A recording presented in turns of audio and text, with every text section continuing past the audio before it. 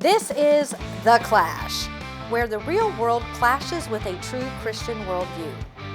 Join former professional wrestler Chris Whaley, known as the Masked Saint, who is an author, pastor, and teacher that brings his wrestling skills into the squared circle and tackles real-life issues. Along with Jeff Dixon, best-selling author, internationally known teacher, leader, and pastor who is not afraid to tackle the tough issues of the world we live in. Together they form a tag team of wisdom in The Clash.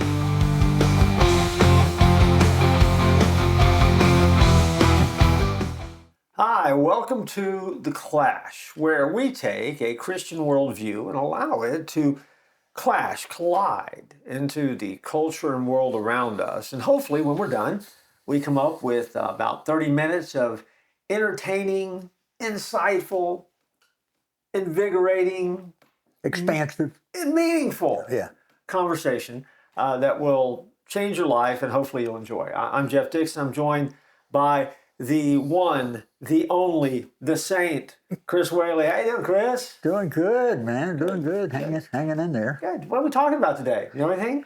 What we're doing? Jeff, you know, as we are taping this, the night before, we saw live and in color on TV, Israel attacking the Iranian nuclear sites and some other military places and it's just kind of been nonstop news since that operation happened. It's been pretty fascinating too because we're watching in real time as these things are happening and as the counterattack and then the second wave of attacks have taken place. Right. I mean, I'll admit, I mean, for us as we're recording right now, and Chris is not overstating that. I mean, it is unfolding even as we speak. It actually changed the direction of what we were going to record today to do this Operation Rising Lion episode. I mean, it was amazing to me how quickly all of a sudden the entire news cycle had all the air sucked out of it. I mean, it was just gone, and we went from whatever the junk was that we were listening to and being entertained by, where this was it. And there's something about it that's really kind of fascinating as you start watching it. Oh, yeah. How did you feel? I mean, are you bothered by it? Are you intrigued by it? Is it scary? What's the feeling you got? It brings all kinds of questions to mind. You know, of course, as a pastor, you know this. You're the pastor of our church, and if you were to count how many people came up to you and said, "Pastor, are we living in the last days?" You know, you've had a few of those, right? Yeah. I got some texts in the middle of the night about that. Yeah. So it brings about a lot of questions. But regardless of that, Jeff, I've read the end of the book. We win. Yeah. So whatever happens, I know how the book ends. And I'm okay with it. However God does it's fine with me, because I know that, as believers, we're in His hand, and we'll just trust Him. Sure. Yeah. Well, and that's good news. And that's probably the good news that we want to start this episode with. Right. And we're going to come back after we take a quick break, and we're going to kind of do, in real time, some stuff that's going to kind of talk through what's going on, what we see, the implications of it for Christians, and hopefully give you something that you can kind of hold on to, maybe at least one idea that will help you as you watch the news for the next couple of days. Give you encouragement. Yeah. But until then, don't go anywhere. We'll be right back. Right. Jeff, we got some dead air time. What are you doing? Chris, I'm looking at the Church at 434 app. It's an incredible app. It's absolutely free. And you can watch us, you can watch video, you can get resources for your walk and your journey of faith, and it's absolutely free. Just go to the Church at 434 and your app store, Google Play, and just download it and join us online all the time. Welcome back. As we're recording this, if you were with us when the show started, you know what we're talking about. The world is at war right now, Chris. Yeah. While we were talking, the world is at war. Yeah. And everyone is just kind of glued to their television sets or hunkered down in bunkers somewhere and trying to watch and figure out what's happening and what they need to think. Yeah. What's your general impression of what's happened over the last few hours? It's like I was hoping that things would not escalate to the point where they are right now. But deep down, I had this feeling, hey, it's just a matter of time, and something's going to happen. Yeah. I agree wholeheartedly with President Trump that, Iran should never be allowed to have a nuclear weapon. They've been shouting not only death to Israel, they've been shouting death to America. Yeah. And, they hate Israel. And I was thinking this morning, Jeff, why do they hate us so much? But we're a Christian nation, supposedly a Christian nation, supposed to be a Christian nation. And, who is our Savior? A Jew. Yeah. So that's another reason for them to hate us. Well, yeah. I mean, when, probably another episode, another time, we can look at the big picture. I mean, we try to figure out why America even exists, and we are. One of the things is because I'm convinced that we exist to be an ally and protector of Israel, right, as needed. I as I was watching or hearing last night in the middle of the night, the newscasters and listening to people talking about it, I was absolutely struck by the fact that Israel was able to fly in 200 airplanes past what was reported to be one of the strongest anti-aircraft defense systems in the world, right, supposedly, were able to go in and hit the nuclear facilities and target leaders and get back out without one iota of defensive measures taken by Iran.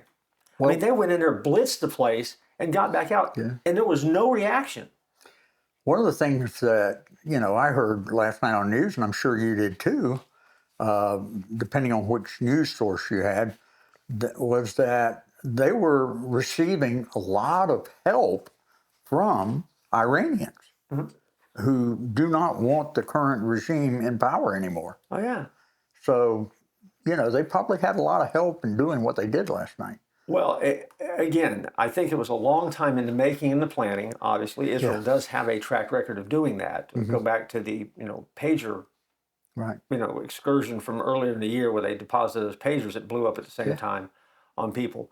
But but again, I think there's a lot of things that have been unfolding that have kind of set this up and maybe made the timing right on it.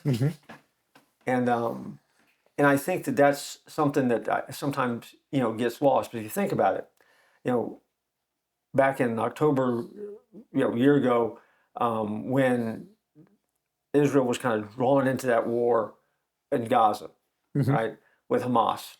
Actually, almost 2 years ago. Yeah, I'm sorry, yeah.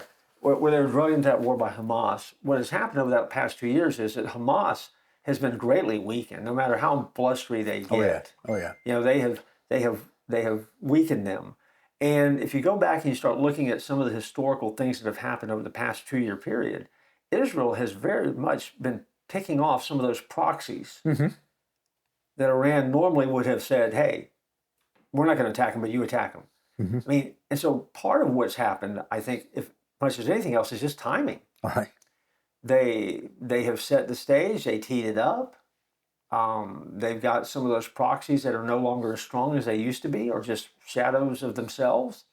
And so, if anything else, it was timing is everything. Right. And we were talking off camera, as the president has been negotiating with them. Weren't they in a 60-day? Yeah, Trump gave them 60 days. And today is, as we're taping, today is day 61. So they hit the end of the 60 days, and then all of a sudden, boom, they didn't do it. Yeah. Do you think any of that has to do with the fact that Iran so many times, through so many different administrations, so many different pages of history, have been notorious for playing this long game, this waiting game of we're negotiating, we're not negotiating, I'm going to be truthful, not truthful. In some ways, were they doing that again, do you think? Yeah. I think if there's any nation in the world that hated the fact that Donald Trump got reelected, it was Iran. Yeah. Because if you'll remember, in his first his first presidency, he literally brought Iran to their knees. Yeah. And was hoping for some kind of agreement with them, but then, he lost the election. And immediately after losing the election, Biden just lifted all of the sanctions against them. They brought them to their knees. They immediately were able to get their hands on like $300 billion, which, they used to fund Hamas and the I forget the other ones that are down. What was the ones that were firing the missiles at the ships? Well, you got The Houthis. The Houthis, Yeah. So So they're able to fund all of this, terrible things that are happening.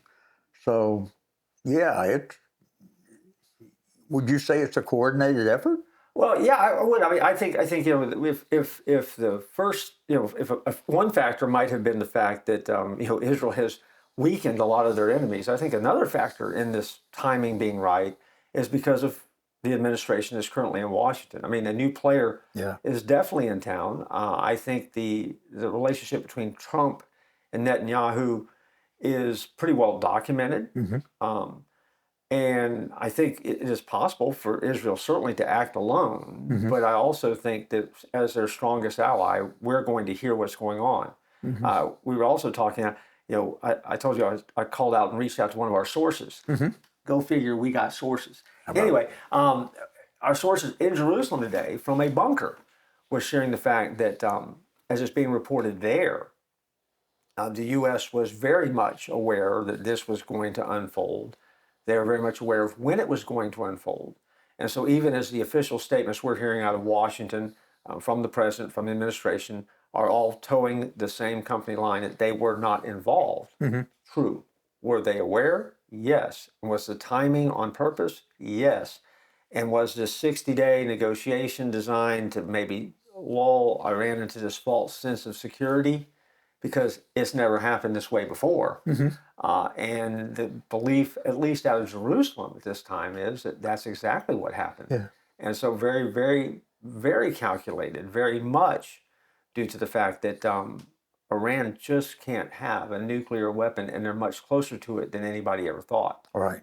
And Trump has been trying, ever since he assumed office, he's been trying over and over to get a settlement with Iran. And, we can't blame him for this because he's tried to, we want peace. And I've heard him say he wants great things for the Iranian people, but they just can't have a nuclear weapon. And I agree wholeheartedly with that, too. Well, and I also think that one of the things that we're hearing and one of the things that's happening right now, too, and again, this is happening in real time as we're talking, so by the time this episode airs, I mean, this may be a done deal. But, the strikes that Israel did, extensive. They went after the nuclear facilities, the nuclear research facilities, the development, where they're developing these weapons at. They went after the ballistic missiles, and the way that those ballistic missiles will be deployed and fired. I mean, all of that, and then the leaders. Yeah, 4 of those, right? Or 5. Very much, precision strikes. In the midst of that, interesting enough, the president has also thrown out that lifeline to say, look, let's get back to the table, let's negotiate, and this all comes to an end. Right. And there can be peace. Right. Now, I think that's very telling. Okay? So now you're dealing with an Iran who is seriously weakened, who in some ways may very well be on the ropes. And the President of the United States, once again, has tried to take the route of diplomacy with the understanding that if it does not work, this is just a preview of what's yet to come. Yeah. I think it says a great deal about foreign policy. I think it says a great deal about the way that we're doing things today. Right. And I think it reveals part of the character and the philosophy of our administration in the United States as to how to deal with bad actors on a world stage. Right. Well, Jeff, I mean, I know we need to take a break, but I'd like to ask the question, what do you think the mindset is of the American people concerning this issue? Well, I mean, I think the American people are going to be as divided when it comes to the media and the pundits and the politicians as it always is. I think that the bulk of America is concerned from the standpoint because no one wants to go to war. Right. And I don't think that's what it means for us. Right. But I also think that there is a groundswell of just a right and a wrong that emerges from this. And so, depending on who you listen to, again, if you get sucked into the world of talking heads, if you get sucked into the world of news cycles and pundits, you're going to hear stuff all over the planet. Right. And we're going to be very divided. I think, though, that for the most part, grassroots rural America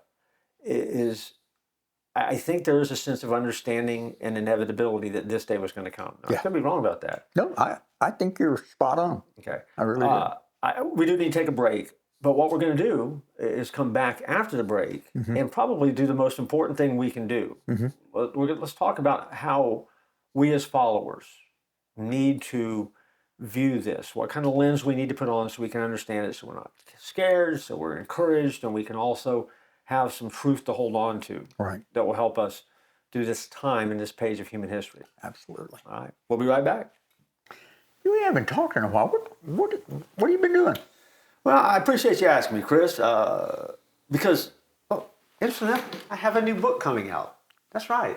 About the time you're watching this, January. Saving the Magic Kingdom, a brand new Dixon on Disney novel.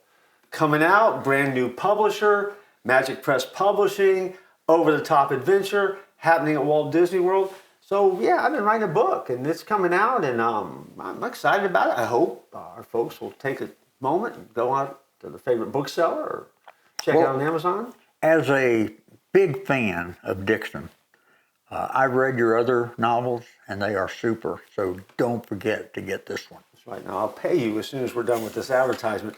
But it's coming out. It's called Saving the Magic Kingdom, an adventure that takes place inside of Walt Disney World, and it comes out in January of this year. Pre-orders happening now.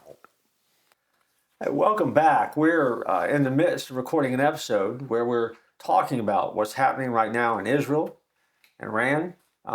As we're recording, the news reports are there. There is a battle going on. It is a war, and the fighting continues. Chris, as we get into this, I mean, okay, so we're Christians. You and I are both pastors. Right. We lead groups of people who are asking a question, and you know what? It is a fair question. As Christians, how do we view, from a Christian ethical standpoint, what we're seeing play out in the news? Because again, we're going to hear talking heads say Israel has attacked Iran, and that's bad. We're going to hear others say that no, Iran deserved to be attacked, needed to happen. How do we land on that? How can we help people navigate that? Well, you know, Iran has said that they don't want peace with Israel. They want to eradicate them. So it brings about the question, well, let me just ask you this, Jeff. As Americans here in the United States of America, do we have the right to protect ourselves? We do. And I think as a Christian, it is safe to say that any nation has a moral, ethical right to defend its people. Right. And I think even as we start this conversation, you know, one of the speed bumps you have to come to grips with and get across is simply this.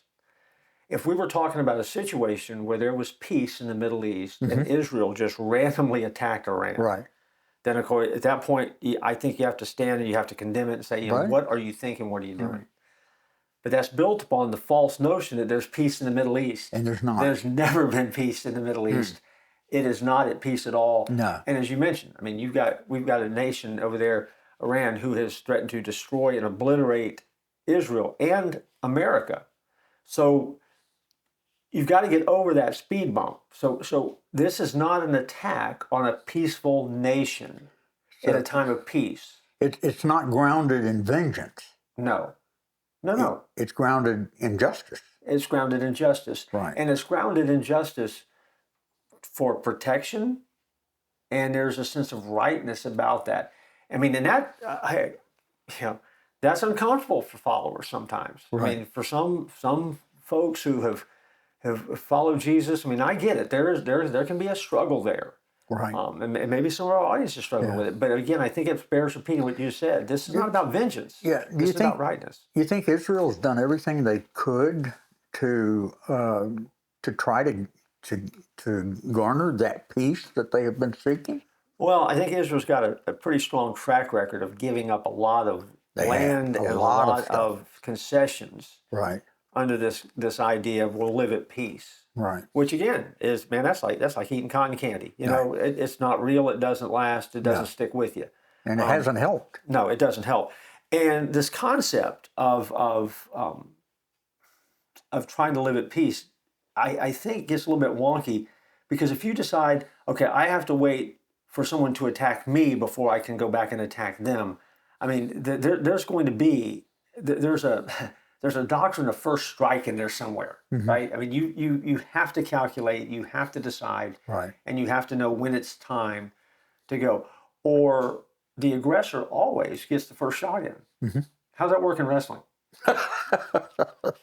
Well, it doesn't work very well. No, it doesn't. I mean, and I think the same thing is true though when it comes to how we deal and how we interface as a nation. And I think for followers, I get it. It creates a certain level of discomfort, but we have to get comfortable with it from the standpoint of understanding it. Yeah, and of course we know the rising anti-Semitism that has happened in our nation, Jeff. I mean, we see what's happening on college campuses and all. So,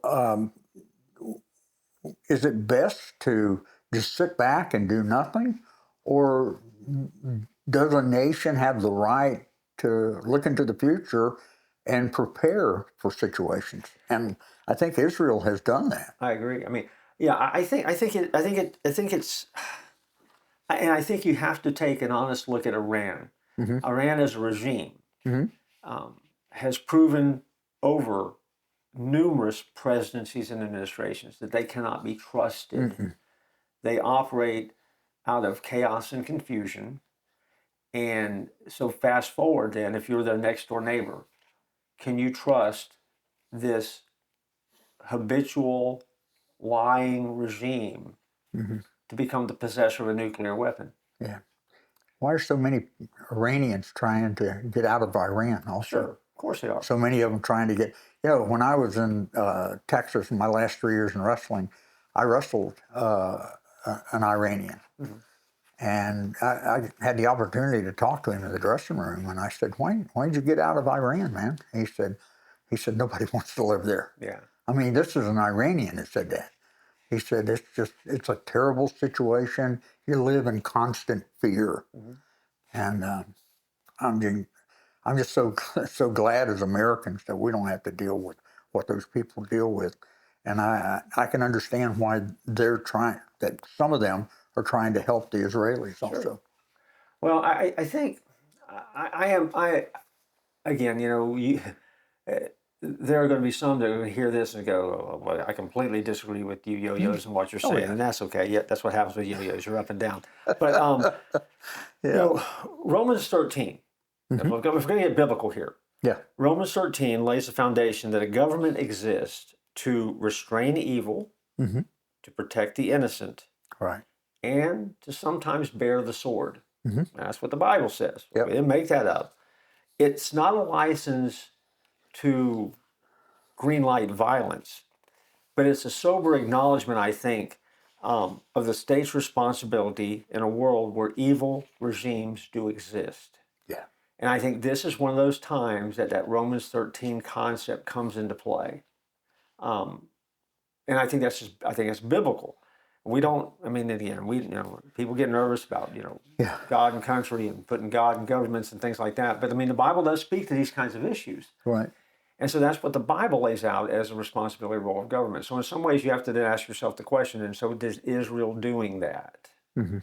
And then from that benchmark, are they doing something that is allowable? And from the evidence, I think they are. Oh, I agree wholeheartedly. And I'm thinking about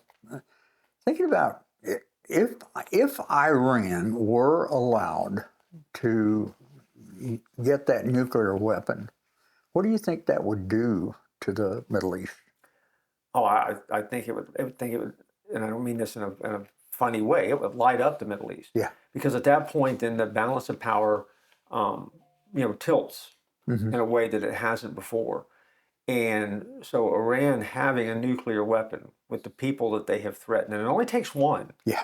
It doesn't Just take. one. It doesn't take 9 like they're talking about. It only takes one. That radically can change the landscape of the Middle East. Oh, yeah. And even America. Right. In a way that would just absolutely be horrifying. Right. And so I mean I think, I think this is a war right now that really has implications far beyond the borders of Israel, far beyond the borders of Iran, and that's where American involvement becomes something that becomes interesting. Right. Now, do you think we're going to put troops over there? Do I think we ought to put troops over there? No. I said, do you think we will? Oh. No, I'm not asking you to make the call, General. I'm just asking, do you think we should? Yeah. If I think it's higher than 50-50 that we will. Yeah. What do you think? Yeah, I've wrestled with that, because that's one of your fears when you watch and you hear this and you think, oh my gosh, are our military going to have to go back? I mean, it seems like we have fought forever. I think if you go back to our first segment, we talked about what, the timing and setting the stage for this. I think the Middle East, because of what Israel has been doing and what the United States has been helping Israel do, may have poised the conflict for a time such as this where we don't have to. Right. I think because Iran really is in a weakened state. Now, they're unpredictable, but let's say they do take that lifeline that President Trump has thrown out, and they do get to the table. I mean, they couldn't stop Israel from attacking them, which means that Israel's going to be able to do over the next few days anything they want to do. Right. And they're going to go as far as they want to go. Yeah. I believe they'll have restraint. But I mean, they have the ability already. And Israel has a nuclear weapon. So I mean, it's one of those scenarios where you would hope that the end result of this brings a very uneasy tension to the Middle East, but one where we don't physically have to go and put troops on the ground. Right. Because the nature of warfare has changed a lot anyway. We can only hope and pray that Israel is able to do, what they have intended to do, and that is completely eradicate the possibilities of a nuclear weapon. And I think once that is complete, then they're not going to be hitting Iran anymore. Well, yeah, there's nothing about the nature of Israel and the way they have operated where they are looking to be occupiers. Right. Contrary to the dunderheads that are talking about that they're occupying the Gaza Strip and things like that. Yeah. That's not the case at all. And so there's no common sense, no historical, no reality in the fact that they're going to occupy or want to occupy or take over Iran. They do not. No. And I think that that's good news. Yeah. For all of us. Right. It's tough because we're supposed to be peacemakers. We know that, right? Yeah. And as individuals, we can be. Right. But I even think that peacemakers have to understand the reality of the global minefield that we live in. Right. And it's amazing how quick this has gone by, Jeff, and we still haven't cracked the surface. No, we really haven't cracked the surface. I mean, any words of wisdom that you want to share with our folks before we wrap up? Jeff, we were talking before we went on the air that hey, we've read the end of the book and we know how it's going to end, and so that's the good news. We know the end of the book, so you remember that and don't tap out.